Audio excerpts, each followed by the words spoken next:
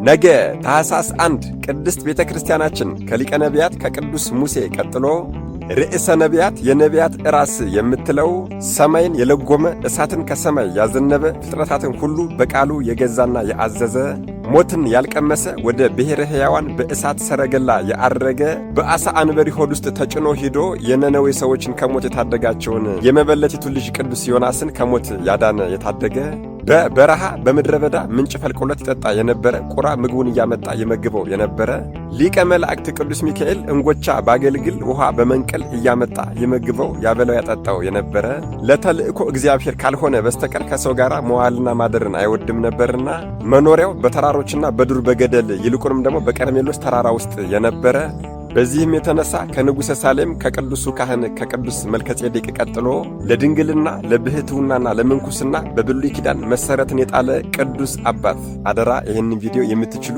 ብዙ ጊዜ የማትችሉ ደግሞ ቢያንስ 3 ጊዜ ኮፒ ሊንክ አድርጉልኝ፣ ለሁሉም ይዳረሳል። ለቤቱ አዲስ የሆናችሁ ፎሎ ማድረግ እንዳይረሳ እላለሁ።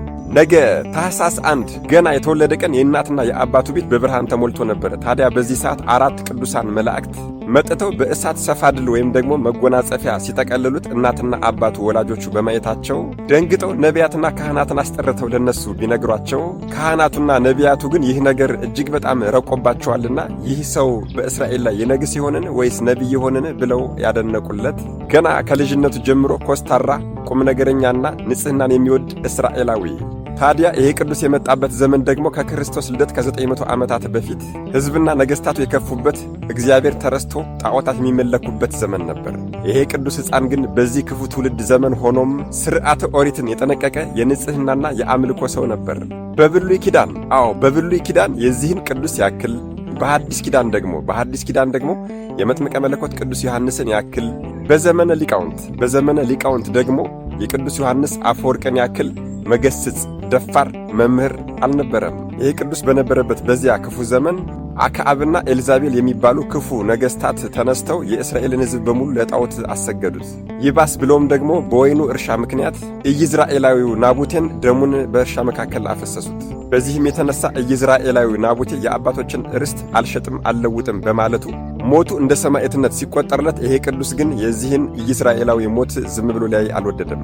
ቀጥታ ወደ ቤተ መንግሥት ወደ ነገሥታቱ ሄደና የናቡቴ ደም በከንቱ ፈሶ አይቀርም፣ የአንችን ደምም ውሻ ይልሰዋል አላቸው። በዚህም የተነሳ ንግሥቲቱ ኤልዛቤል ልትገለው ብትፈልገውም እርሱ የልዑል እግዚአብሔር ነውና ልታገኘው አልቻለችም። ንግሥቲቱም በዚህ የተነሳ በመበሳጨቷ 1000 የሚሆኑ ነቢያትን ሰብስባ ፍጇቸው አለች። በዚህ ጊዜ 900ዎቹ ነቢያት ሲታረዱ 100ዎቹ ነቢያት ግን ቅዱስ አብድዮ በዋሻ ውስጥ ደብቆ እየመገበ አትርፏቸዋል። ነቢያቱ ከተገደሉ በኋላም በእስራኤል ውስጥ አመፃና ኃጢአት ጣዖት ማምለክም እየተስፋፋ ሄዷል። በዚህም የተነሳ ይሄ ቅዱስ ነቢይ ወደ ልዑል እግዚአብሔር ጸሎት አቀረበና ለ3 ዓመት ከ6 ወር ለ3 ዓመት ከ6 ወር ዝናብ ከሰማይ ወደ ምድር እንዳይወርድ ሰማይን ለጎመው። ሕዝቡ በኃጢአቱ ምክንያት ሲጎዳ፣ እርሱን ግን ቁራ እያመጣ ምግብ ይመግበው ነበር። ከዓለት ላይ ውሃ እየፈለቀ ይጠጣ ነበር። ከዚህ በኋላም ልዑል እግዚአብሔር ከፈለገ ኮራት ወደ ሰራፕታ እንዲሄድ አዝዞታል። በሰራፕታም የነቢዩ ዮናስ እናት ያቺ ደግ መበለት እንጎቻ ሰርታ አብልተዋለች። በዚህም የተነሳ ቤቷ በበረከት ተትረፍርፎላታል። ነቢዩ ዮናስን በሞተ ጊዜ ከሞት አስነስቶታል። በመጨረሻም ሕዝቡ በረሃብ እየተቸገረና እየተሰቃየ እንደሆነ በተረዳና ባወቀ ጊዜ በጸሎቱ የዘጋውን ሰማይ በጸሎቱ አስከፍቶ ዕለቱኑ ሕዝቡ በረከት እንዲቀምሱ አድርጓቸዋል። ከዚያ አስቀድሞ ግን ከንግሥቲቱ ኤልዛቤል 850 ሐሰተ ነቢያትና የጣዖት ካህናት ጋር ተወዳድሮ አሸንፏቸዋል። ድፍረታቸው እጅግ በጣም ይገርማል እኮ። አንተ ሐሰተኛ ነቢይ ነህ፣ እኛ እውነተኛ ነቢይ ነን፣ መሥዋዕትን እንሰዋና የትኛውን እሳት መጣ እንደምታቃጥለው እናያለን ብለው ተወዳደሩ ከእርሱ ጋር። በዚህም የተነሳ ሐሰተኛ ነቢያት በአንድ ወገን፣ እርሱ ደግሞ ለብቻው ሆነው መሥዋዕትን በሰው ጊዜ እሳት ከሰማይ ወርዳ የእርሱን መሥዋዕት ብቻ በልታለታለች። በዚህም የተነሳ ሕዝቡ በሙሉ ተሰብስቦ መጥቶ እነዚህን 850ዎቹን ሐሰተኛ ነቢያት በወንዝ ዳር ወስደው በሰይፍ አንገታቸውን መትተው ሰይፈው ገለዋቸዋል። ይህንን የሰማችና ያወቀች ኤልዛቤልም እጅግ በጣም ስለተበሳጨች ልትገድለው ፈልጋ ባሳደደችው ጊዜ ይሄ ቅዱስ ነቢይም ወደ ልዑል እግዚአብሔር አቤቱ ብቻዬን ቀርቻለሁ፣ ከአባቶቼ እኔም ተለይቼ አልበልጥምና እባክህን ውሰደኝ አለ።